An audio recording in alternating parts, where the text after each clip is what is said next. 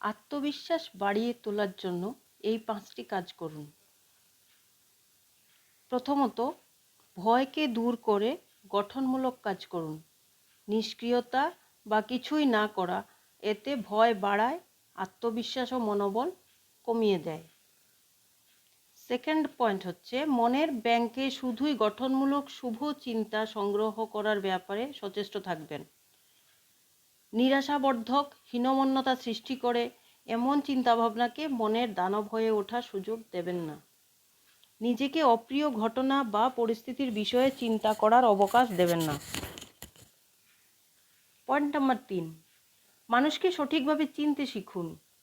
মনে রাখবেন, মানুষের যত পার্থক্য তার চেয়ে সাদৃশ্য বেশি।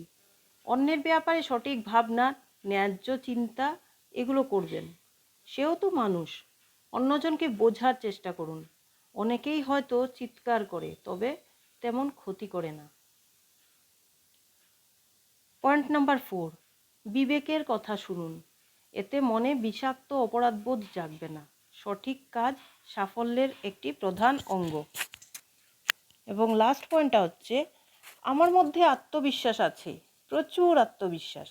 আপনার সবেতেই যেন এই উক্তিটির প্রতিফলন হয়। দৈনন্দিন জীবনে এই ছোটোখাটো নির্দেশগুলি মেনে চলুন।